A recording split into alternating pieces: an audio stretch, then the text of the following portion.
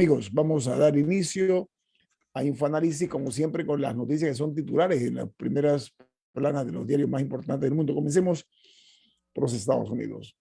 El diario The New York Times titula: Rusia gana terreno en el sur de Ucrania. Dice que más de 1 millón de personas han huido y hay 800 estudiantes de medicina varados en el noreste de Ucrania. En esta crisis que hay entre Rusia y Ucrania, se realizó la segunda ronda de conversaciones y acordaron la creación de corredores humanitarios con posibles altos al fuego para beneficio de los refugiados para que puedan abandonar los sitios. El diario The Washington Post, su titular principal dice: negociadores acuerdan corredores humanitarios para la evacuación de los ucranianos. Dice que las fuerzas rusas se están están aislando las ciudades clave, y la planta de energía nuclear de Zaporizhia, que es la más grande de Europa, está en llamas, producto de un ataque ruso, dicen las autoridades. Añade que con casi todas las fuerzas rusas dentro de Ucrania, lleva a que Moscú y Kiev exploren la posibilidad de un alto al fuego limitado. Diga, Camila. Bueno, Rusia de hecho ya tomó la planta nuclear, es una planta de energía, y el fuego ya fue sofocado. Ellos atacaron fue en el edificio administrativo de la planta, pero igual esto fue una maniobra sumamente peligrosa, porque el presidente de Ucrania, de hecho, dijo que si se hubiera salido de control, eso habría podido causar el equivalente a 6 Chernobyls. Y de hecho, la embajada de Estados Unidos en Kiev lo calificó como un crimen de guerra, el ataque a una planta nuclear. Pero ya la planta, o sea, importante describir que ya el fuego ya fue sofocado y que la planta está bajo control ruso en estos momentos. Esta mañana nuestro invitado es el doctor Guillermo Castro. Guillermo, sobre este ataque a esta instalación nuclear de energía, ¿usted qué opinión tiene? Ya fue sofocado el incendio. Yo creo que es terrible que esto haya ocurrido. Habiendo dicho eso, también es terrible que no se nos permita conocer el punto de vista ruso. Y no se nos permite porque mundialmente la CNN de los rusos, para llamarlo de alguna manera, que es RT, junto con otro par de emisoras, está vedada.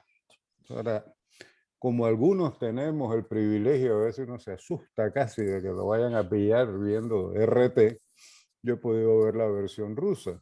Claro. Hay una agencia de noticias, la Sputnik también, que fue cancelada. También cancelada. Okay.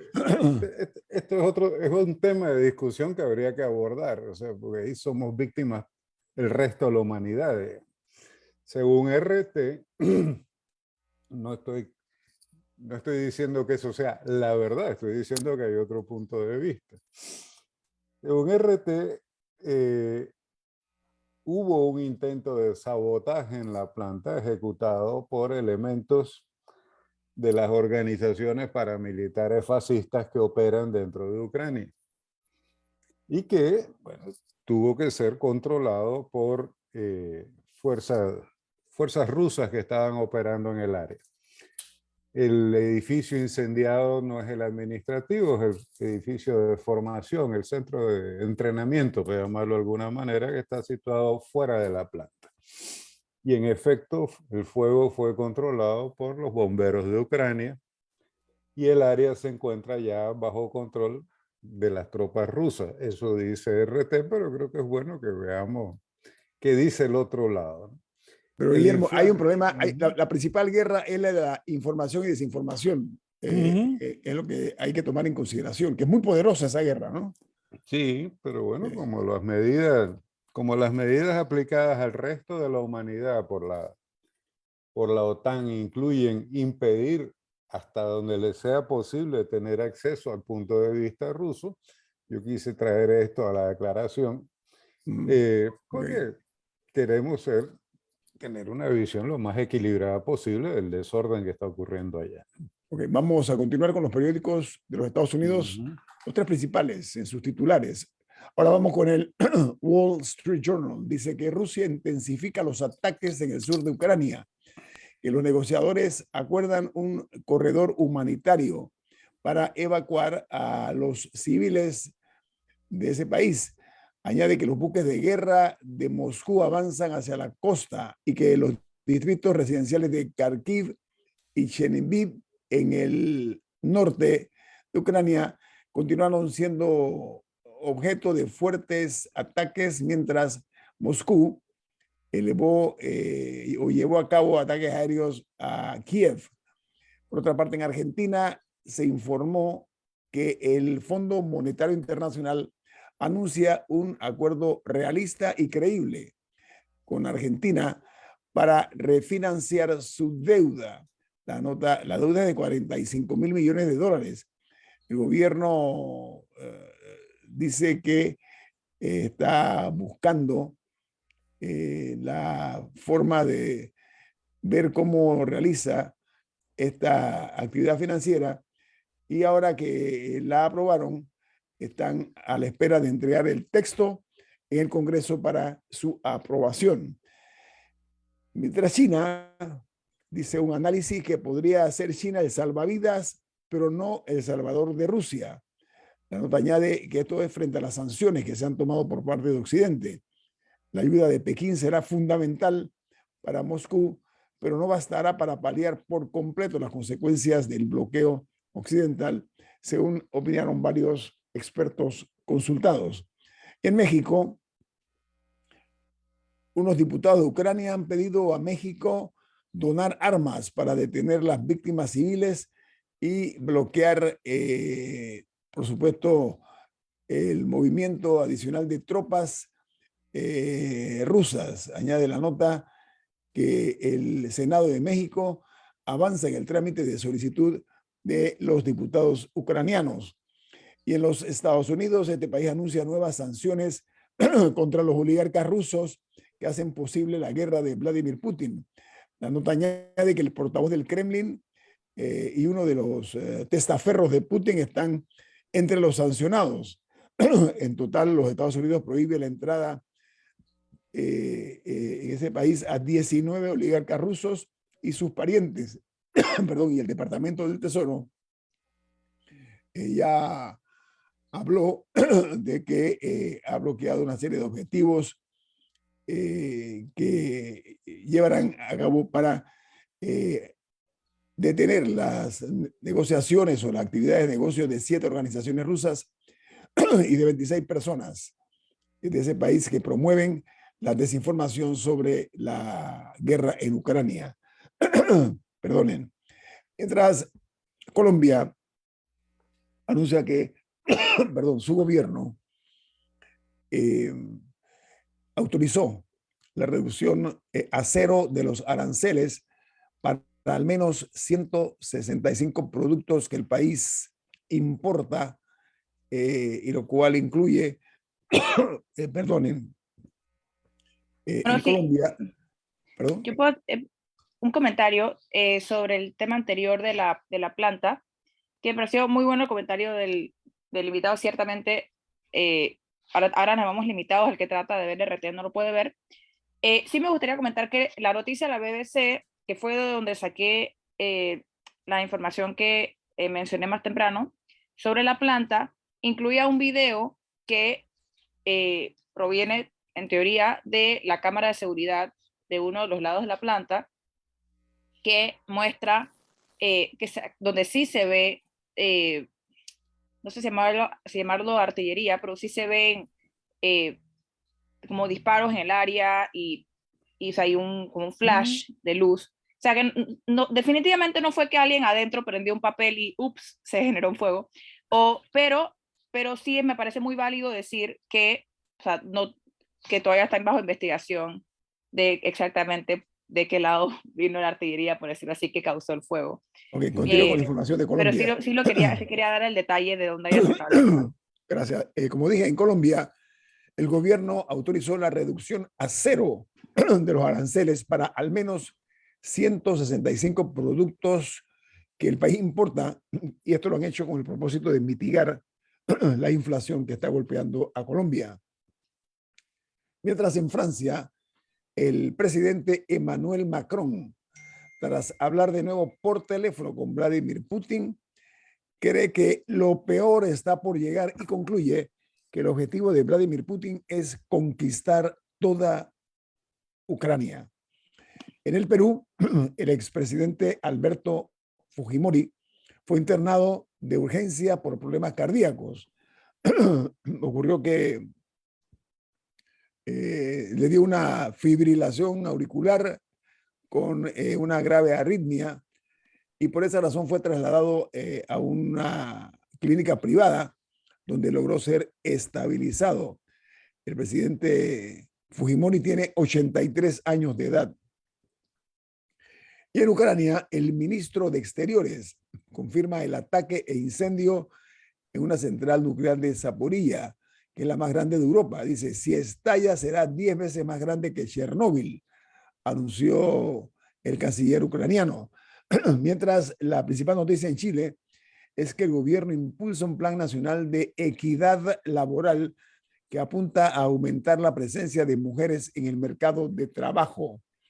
Mientras en El Salvador, los diputados de oposición advierten de graves afectaciones a la economía salvadoreña ante la petición de los Estados Unidos de revisar el Tratado de Libre Comercio, TLC, con los países de Centroamérica que apoyan la invasión de Rusia a Ucrania. Continúo con los titulares de primera plana en los diarios más importantes del mundo. Dice que en Ecuador solamente el 4% de los consumidores de gasolina usan la gasolina super, o sea, la gasolina de 95 octanos en Ecuador. Para que tengan una idea, en el año 2011 se dio que la gasolina super representaba un 13,81% del mercado interno, pero en la actualidad, 2022, la gasolina de 95 octanos solamente es consumida por un 4% de los ecuatorianos. Y en Honduras han sido desde enero hasta la fecha aplicadas 88,000 dosis de vacunas anti-COVID pediátrica de Pfizer contra la COVID-19 a niños de 5 a 11 años de edad. Estoy hablando esa es la primera dosis nada más. Y en Paraguay, el Ministerio de Salud anuncia que se han detectado 408 nuevos casos de COVID en las últimas 24 horas y 18 fallecidos. Con esta cifra, los casos positivos en el país ascienden a 642.982. Y para terminar, en Costa Rica rebajan el servicio de Internet y esto se advierte que va a causar una fuga de clientes e ingresos, de acuerdo a un reclamo que ha presentado el sindicato del ICE.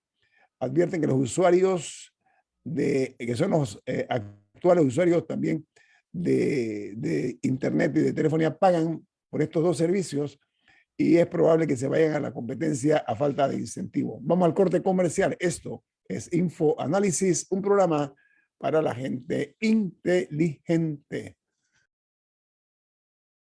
Bueno, el doctor Guillermo Castro es nuestro invitado esta mañana. Vamos a hablar de temas nacionales e internacionales.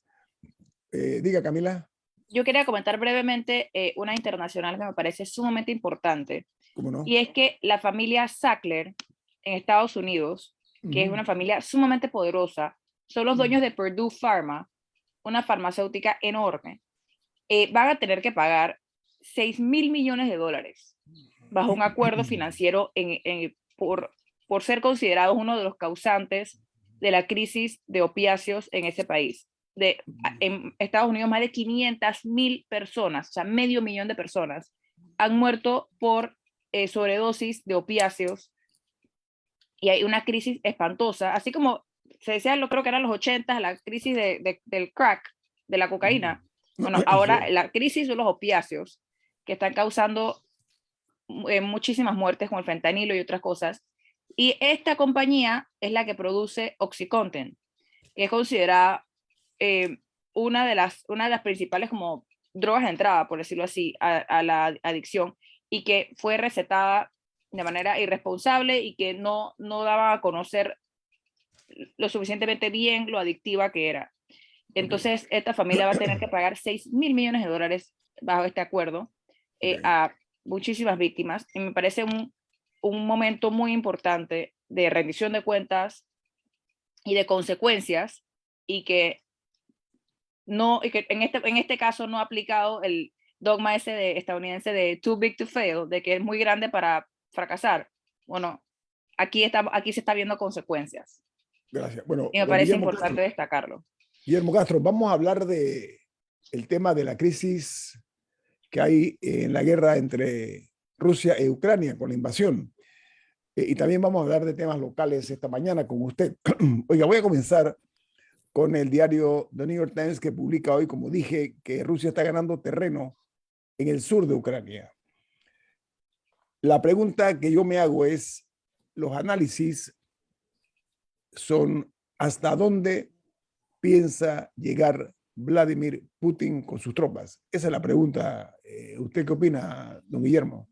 Mire, yo quisiera reiterar que nosotros hemos sido víctimas todos de un proceso de bloqueo informativo que yo diría que viola nuestro derecho a estar bien informados, por supuesto. Está hablando de RT y está hablando No, de Sputnik. Estoy hablando de RT, Sputnik,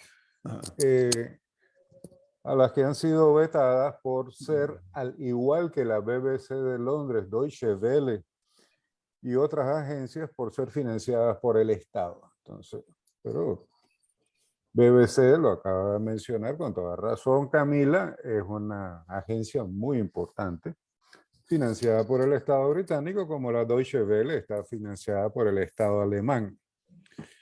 Por otra parte, sobre este tema de planes y tal, nosotros necesitamos realmente saber qué dice el otro y si se atiene o no a la verdad.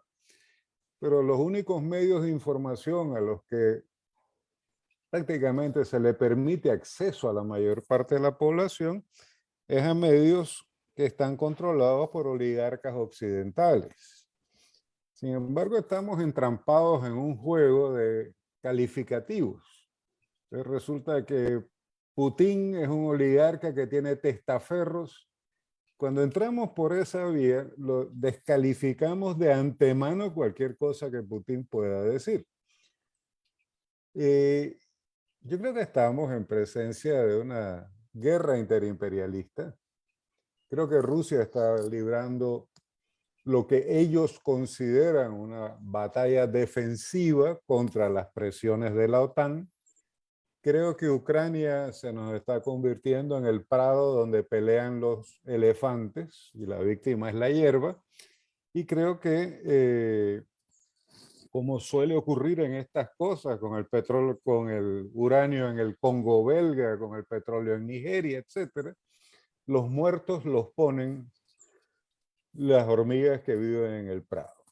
Eso no es la primera vez que vemos una cosa así, pero esto sí tiene rasgos nuevos. Según lo dicho por las autoridades rusas, el objetivo no es la ocupación del territorio ucraniano, sino la desarticulación del régimen infiltrado en una medida muy importante, el régimen imperante en Ucrania, que está infiltrado en una medida muy importante por organizaciones de ultraderecha financiadas y apoyadas desde la ultraderecha de otros países.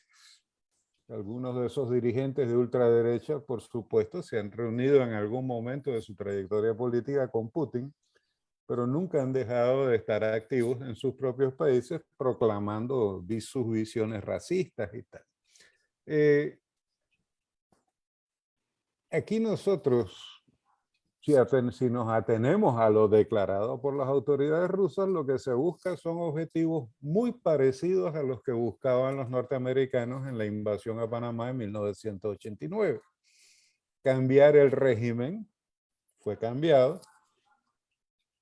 Eliminar las Fuerzas Armadas en su capacidad ofensiva, aquí ocurrió eso, desaparecieron las fuerzas de defensa, y establecer un gobierno que había sido democráticamente electo, sin duda, pero que fuera más, ¿cómo decirlo?, más leal, menos problemático, diera garantías de estabilidad a largo plazo en las relaciones entre Panamá y los Estados Unidos. E inmediatamente después de establecer las bases de esos objetivos, retiraron las tropas de Panamá y terminaron de cumplir el Tratado de Torrijos-Carter.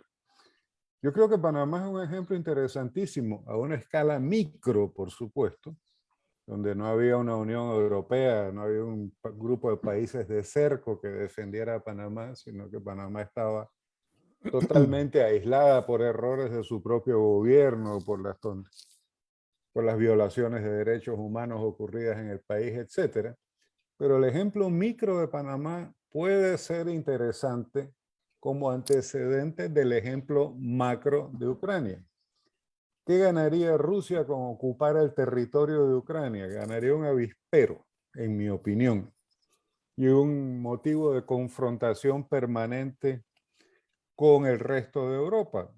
Lo que las autoridades rusas han declarado es que su intención es erradicar el régimen, como digo, infiltrado por el fascismo, desarticular la capacidad ofensiva de las Fuerzas Armadas ucranianas y encontrar una solución a la ocupación previa por solicitud de los propios rusos de las repúblicas del Don y de Crimea.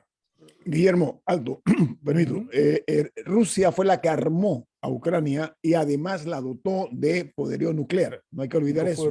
No fue Rusia, fue la Unión Soviética. Bueno, la Unión Soviética. Bueno, si es que es distinto, pero fíjate cómo los medios de comunicación a los que se nos permite tener acceso confunden constantemente a la Unión Soviética con Rusia para poder descalificar al mismo tiempo al gobierno ruso por comunista y por oligárquico. Están jugando con la información de la peor manera posible. La Unión Soviética armó a Ucrania con armas nucleares. Rusia retiró las armas nucleares que había en Ucrania. Quienes están equipando militarmente a Ucrania desde hace mucho tiempo son los europeos. No es de extrañar que el titular mayor de la jornada, un periódico mexicano ayer, fuera el crecimiento de las ganancias de la industria militar europea en la crisis ucraniana. Entonces, lo que están metiendo por ahora armamentos masivamente y están anunciando el ingreso de brigadas de voluntarios, eso en nuestro tiempo significa mercenarios, a luchar por Ucrania, gente con experiencia militar obtenida en ejércitos occidentales, etcétera, quizás desempleados de Afganistán, son las potencias occidentales. Entonces, ¿qué ganaría Rusia con ocupar Ucrania? Entonces entramos en una discusión de mercados, ¿no? De que, bueno, que Ucrania tiene muchos cereales y tiene esto y tiene el otro. Lo que a Rusia le interesa es una Ucrania neutral, neutralizada, que no se meta en la OTAN y que no acoja armamento nuclear. Eso es. Y no entra Europa, y no entra Europa, tampoco entra Europa, Guillermo, es lo que ellos dicen, que no sea de la Unión Europea, ¿no? El problema es que ahí yo lo que veo es que la Unión Europea y la OTAN no son lo mismo. La OTAN es una organización militar creada para enfrentar a la Unión Soviética desde 1900, principios de los 50, a la cual se le opuso posteriormente el Pacto de Varsovia, que había sido creada por la Unión Soviética.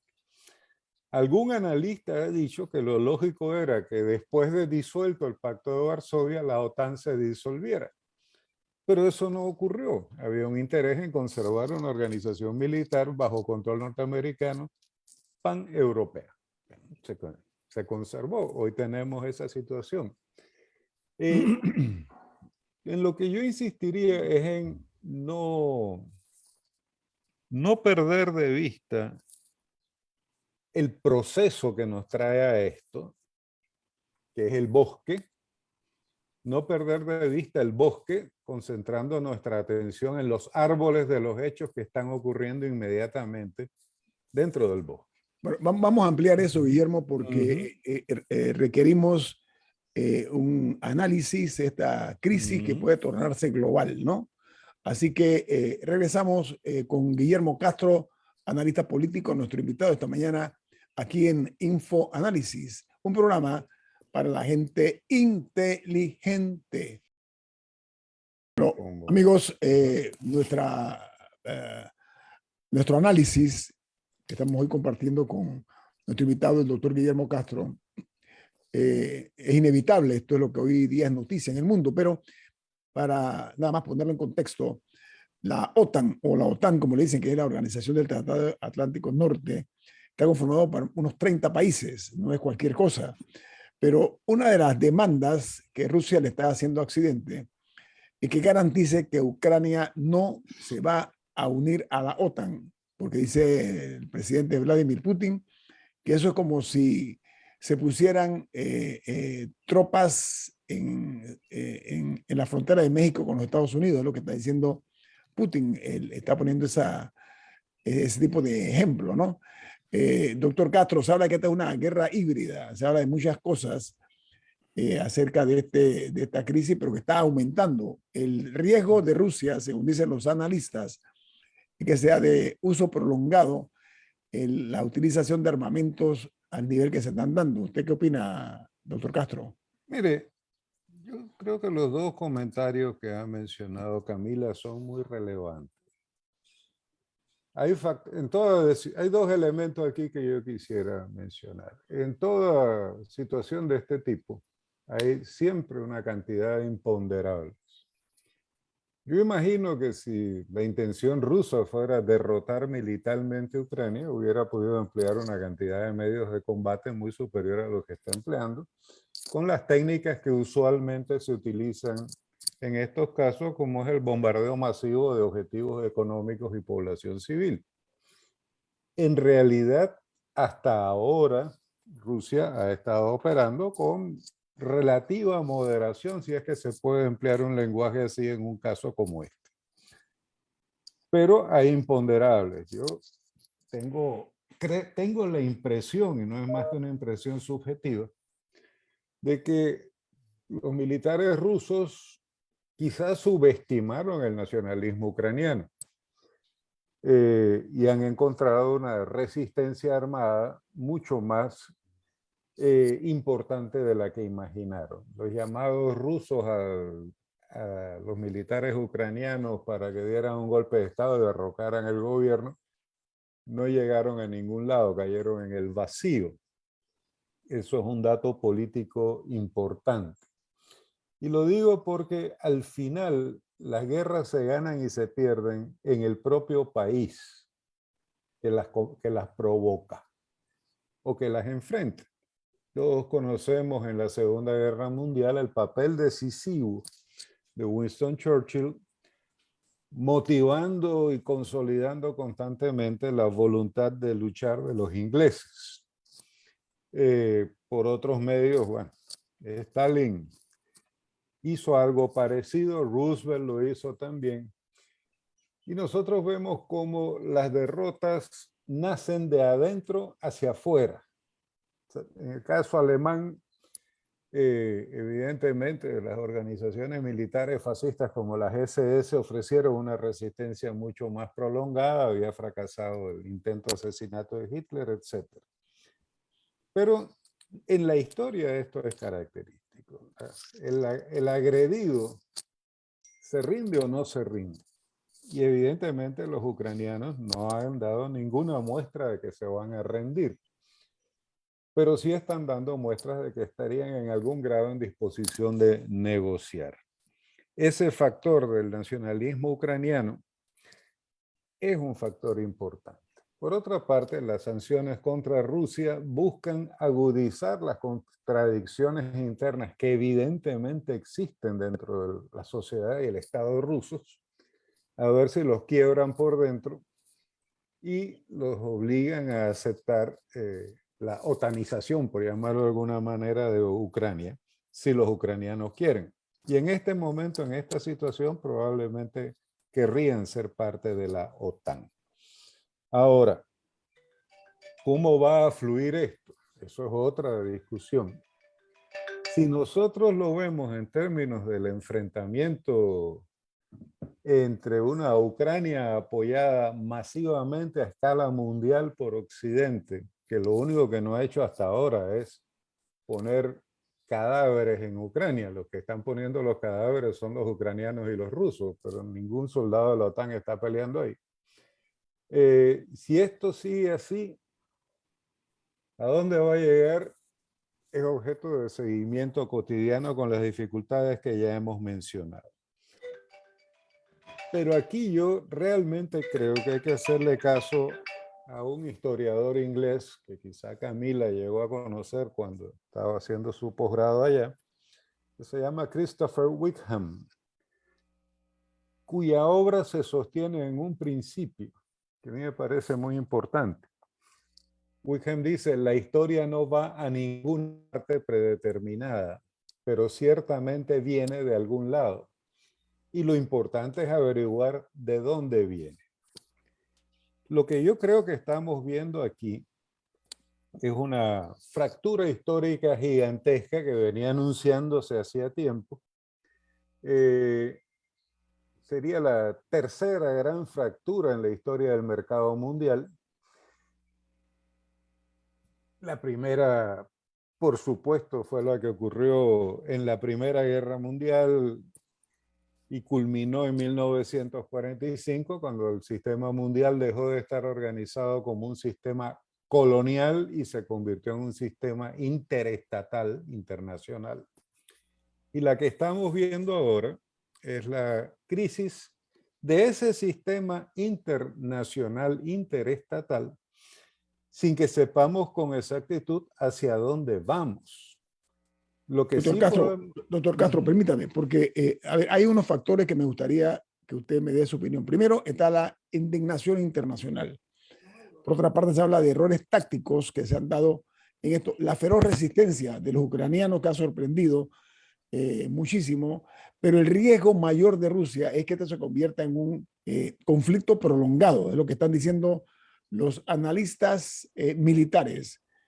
¿Qué opinión le merece a usted eso, doctor Si Castro? me permite reformular algo brevemente, yo me gustaría cambiar ligeramente una de las preguntas a si ha habido errores tácticos.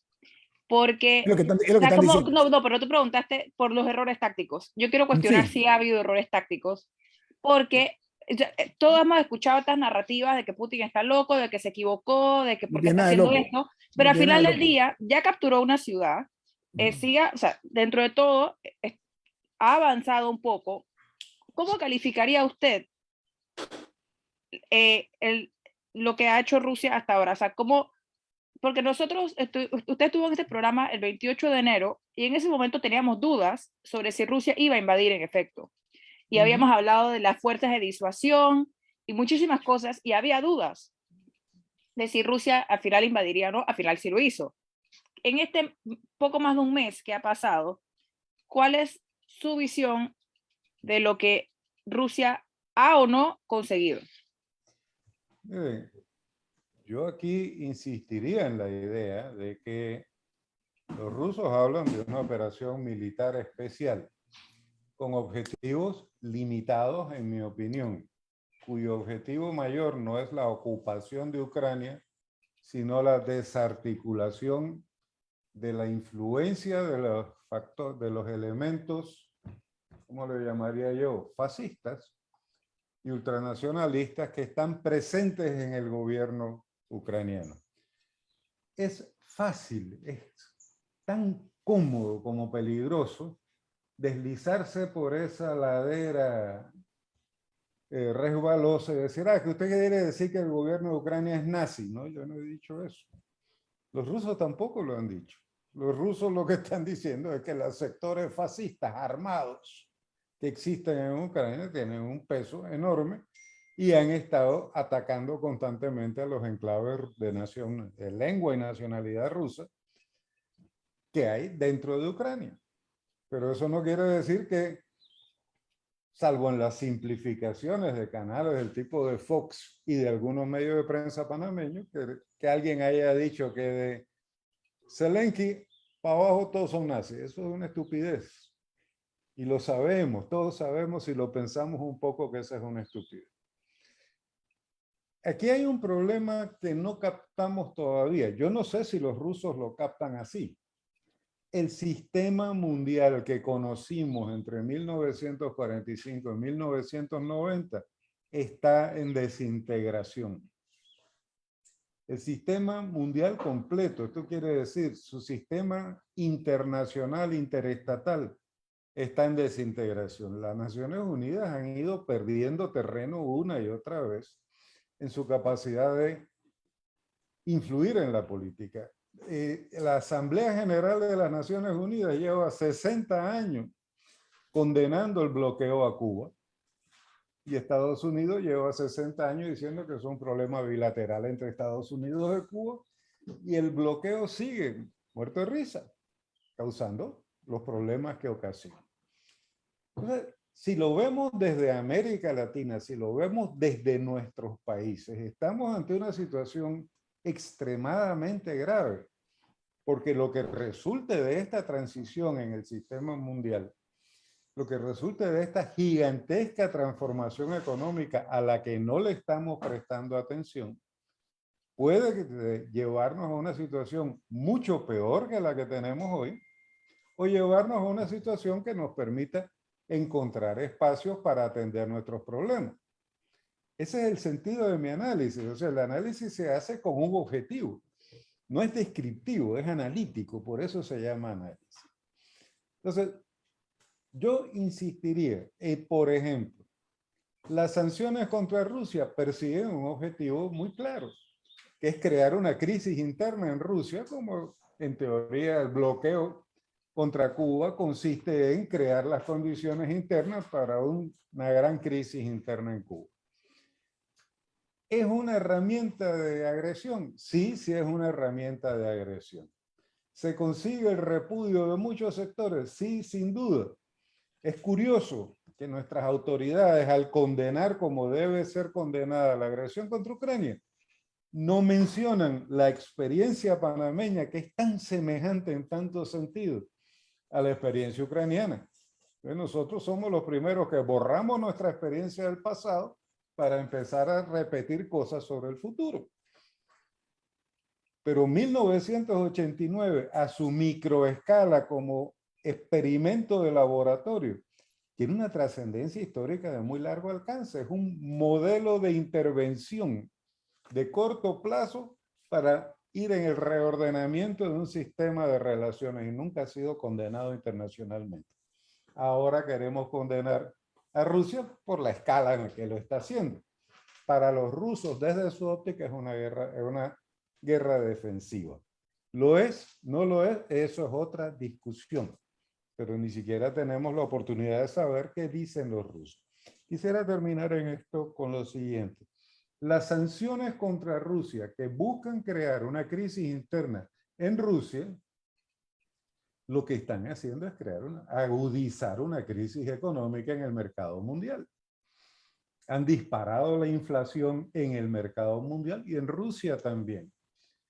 Han disparado los precios, por ejemplo, del petróleo, porque todos nos olvidamos de que Rusia, o no nos recuerdan que Rusia es el segundo productor mundial de petróleo. Y los árabes sauditas, ¿qué han hecho? Han dicho, nosotros no nos vamos a meter en eso, porque están recibiendo un flujo de dinero enorme. ¿Cuál es la preocupación ahora de funcionarios del Departamento de Estado ante esta consecuencia inesperada? Oye, esto es un peligro porque esto puede ayudar a Maduro. No se puede ser tan irresponsable.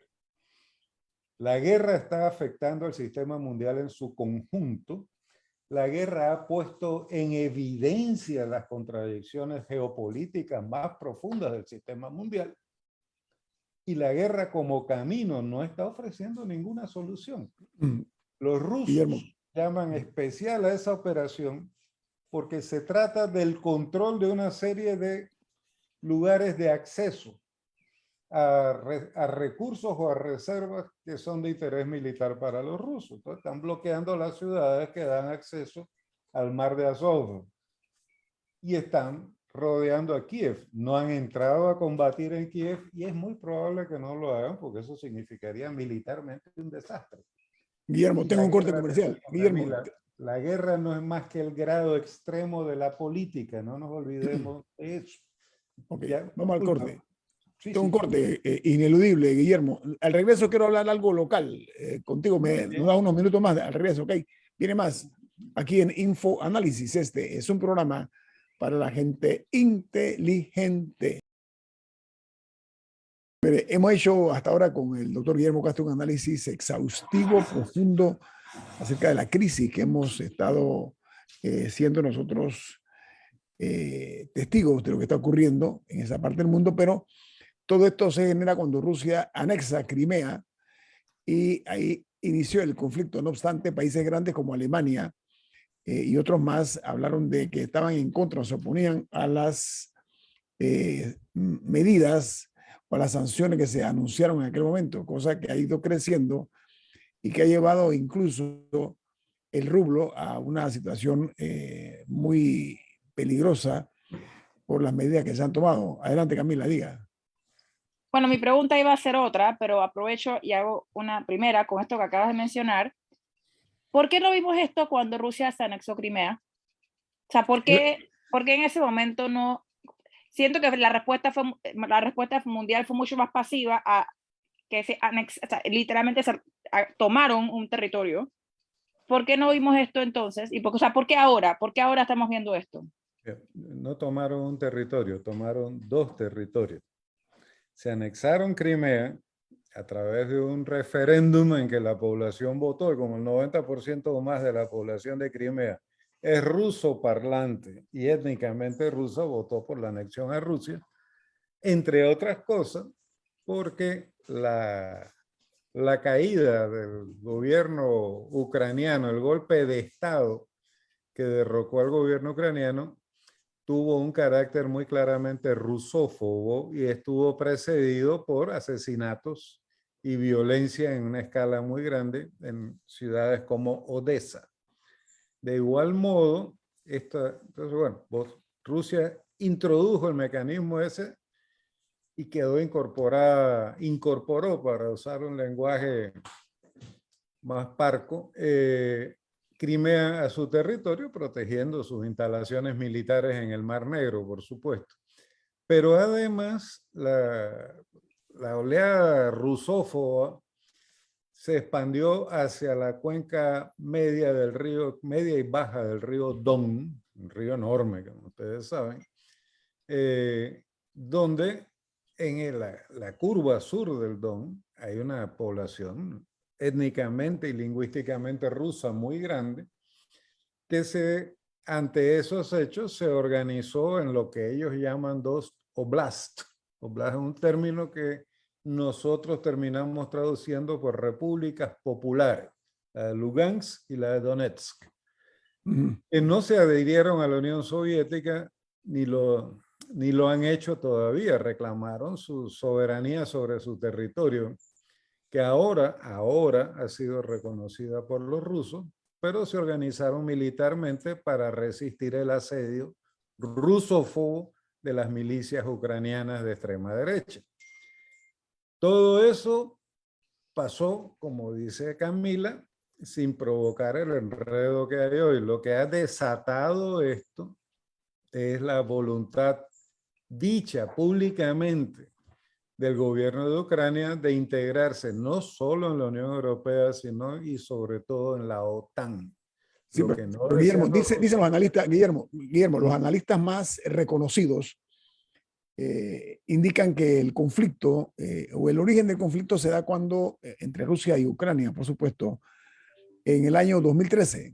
Esto es cuando Kiev suspendió el acuerdo de adhesión a la Unión Europea, ¿recuerdas? ¿No? Entonces, las presiones rusas se dice que provocaron una serie de inestabilidades en el área. Hoy estamos viendo nosotros que la OTAN está dentro también del paquete, no únicamente la de la Unión Europea, sino la propia OTAN. Entonces, son dos factores muy pesados, Guillermo Castro, ¿no?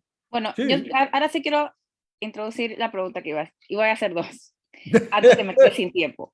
La primera es, ¿qué salidas quedan? O sea, ya Rusia está ahí, ¿cuáles son como las alternativas posibles que usted ve? Disculpe si le estoy pidiendo, no es clarividencia, sino ¿cuál le parece a usted que son algunas posibilidades hacia el futuro? Y dos, ha habido acusaciones de algo de selectividad, por decirlo así, que en este conflicto aparentemente todo el mundo se ha levantado y se ha unido y se ha pronunciado, pero esta no es la única guerra que hay en el mundo. Hay guerras que han estado andando por muchísimo tiempo. Yemen está hace años en un estado de destrucción absoluta. Bueno, Siria ya está ahí. Y así ha habido otros. Ahorita hay conflictos en África, en el área de Tigray, no sé cómo se dice en español. O sea, hay muchísimos conflictos en el mundo, sin embargo, todo el enfoque y todo se quedó en este. Si nos pudiera comentar en esos dos aspectos. No, es que el problema aquí está en lo siguiente, los conflictos salidas a esto. Lo que yo creo que la demanda fundamental de los rusos es que Ucrania no ingrese en la OTAN. Y creo que si esto se prolonga, eso va a quedar en el centro. Si Rusia se derrumba por dentro, como procuran hacerlo ingleses, norteamericanos y otras potencias europeas, es posible que Ucrania ingrese en la OTAN y entonces tengamos un panorama de conflictividad y peligro de guerra nuclear muy alto. Si no ocurre así, si Rusia no se fractura por dentro, es posible que tengamos un periodo de estabilidad relativamente prolongado con una Ucrania desmilitarizada en una situación semejante a la de Finlandia, a la de Suecia y quizás hasta la de Suiza, uno nunca sabe. Ahora, si usted se fija bien, el siglo XX se ha prolongado en el siglo XXI a través de una situación de guerra prácticamente interminable. Trate de recordar cómo ha sido la situación militar en el mundo después de la Segunda Guerra Mundial. Y va a ver que está marcada por grandes conflictos militares, empezando por la guerra de Corea, que teóricamente no ha terminado, por la guerra de Vietnam, y así sucesivamente. El estado de guerra perpetua que se inauguró con las declaraciones del presidente Bush después del 2011, del 2001, del atentado de las Torres Gemelas, ha continuado. La guerra en los rincones más oscuros del mundo, pero han sido guerras a pequeñas escalas, relativamente, contra países que militarmente no son fuertes, pero que han tenido una gran capacidad de resistencia, han contado con aliados, como es el caso de Yemen, como es el caso de Somalia, como es el caso de Siria, y como está siendo el caso incluso de organizaciones terroristas como las que operan en el Sahel, al sur del Sahara. Pero hemos tenido una situación de guerra permanente. Lo que pasa aquí es que por primera vez han ocurrido dos cosas. Primero, la intervención de Rusia en Siria probó que Rusia había vuelto a ser una potencia con alcance, digamos, mundial en términos relativos, nunca comparable al alcance norteamericano con sus 800 bases en todo el planeta. Y a partir de ahí se ha visto un empeño constante por reducir la capacidad de Rusia para influir en el curso de la crisis mundial. Ahora el problema está en que finalmente los rusos están combatiendo en tierra directamente en Ucrania, cosa que antes no había ocurrido. salvo en Siria, donde las operaciones fundamentales han sido aéreas, como lo han sido las norteamericanas y israelíes contra Siria. Entonces, creo que ahí se prendió esa mecha, pero las otras guerras menores, que son gigantescas para los habitantes de esos países, nos traen a este doble patrón característico del sistema mundial en crisis. Usted recordará, Camila, cómo han metido la pata una serie de periodistas y analistas de las emisoras y agencias de noticias que se nos permite escuchar, cuando dicen, oh, Ucrania es un horror, los muertos son blancos de pelo rubio y ojos azules. Eso puede espantar a cualquiera. Porque grave. la crisis, si queremos ponerlo así, la crisis ha llegado a un nivel de complejidad tal que está cambiándole el color a los cadáveres. Entonces, ha habido escándalos en la frontera polaca porque dejan pasar a los ucranianos blancos, pero no dejan pasar a los estudiantes y otros inmigrantes en Ucrania que son de color cafecito. Esos no entran. Entonces, bueno, está aflorando con fuerza el racismo característico de la geocultura mundial. ¿Cómo Así es. aflora otros vicios del patriarcado, lo que usted quiera?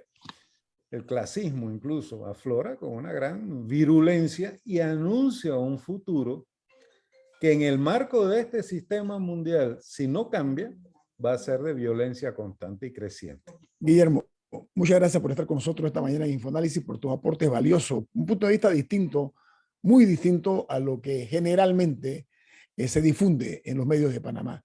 Viene Álvaro Alvarado con su programa Sin Rodeos. Nuestro agradecimiento, Guillermo Castro, por estar con nosotros. Siempre Sí, por un su gusto tiempo. acompañarlo, Doñito, y felicidades, Camila. Muchas gracias. Ha sido usted una excelente conductora aquí en las preguntas y las cosas. Nos vemos. Gracias. Merecido reconocimiento.